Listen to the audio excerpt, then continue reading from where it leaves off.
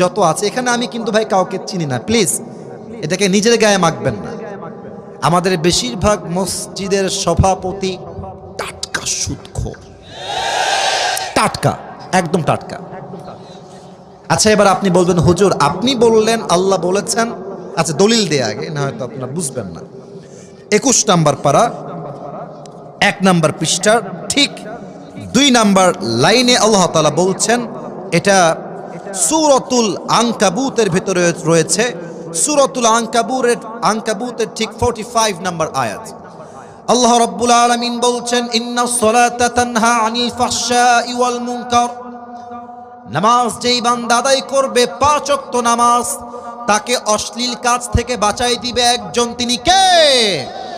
Now the question is, a lot of people they are performing salah but still they are watching pornography. হুজুর আমি তো নামাজ কালাম ঠিকঠাক পড়ি হুজুর, বাট রাতের বেলা আমার উলঙ্গ ভিডিও না দেখলে ঘুম আসে না, লজ্জা লাগছে আমি জানি, বাট অনেক যুবক আজকে পর্নোগ্রাফির নেশায় আসক্ত হয়ে গ্রাস হয়ে গিয়েছে, ঠিক কি না বলে? নামাজ পড়ছে সুদ খায়, নামাজ পড়ছে ঘুষ খায়, আর আমার কলিজার টুকরার প্রিয় বোনেরা মাশাআল্লাহ বোরকাও পরে, হাতও ঢাকা, পাও ঢাকা। রংপুরে যখন ঘুরতে যাই, মাহফিলে যাই, মাশাআল্লাহ হাতও ঢাকা, পাও ঢাকা, মুখও ঢাকা। এত সুন্দর বোরকা, মনে হবে আর ইয়ে তো अभी कभी जन्नत से भाग के दुनिया में आई है। এত ভালো মেয়ে তো জীবনে আমি দেখি নাই রে বাবা। কিন্তু আমি যখন দেখি যে মেয়েটা বোরকা পরে, হিজাব পরে, নেকাব পরে রাস্তায় বাদাম খাচ্ছে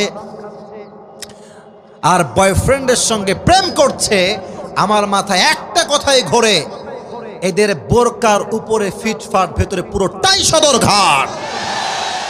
হুজুর নামাজ পড়ি, আমি তো এখনো পর্নোগ্রাফি দেখি, এখনো তো গান শুনি, হারাম কাজ করি, তাহলে তো নামাজ আমাকে অন্যায় থেকে বাঁচালো না। প্রশ্নের উত্তর আছে না নাই? আগে একটা কথা ক্লিয়ার হই, আল্লাহ বলেছেন নামাজ তোমাকে অশ্লীল কাজ থেকে বাঁচাবেই। আল্লাহর কথা কোনো ভুল হতে পারে না? এটা এত আস্তে কেন? ইমানের কথা, আল্লাহর কথায় ভুল হতে পারে? Maybe we are making some mistakes, আমরা ভুল করছি।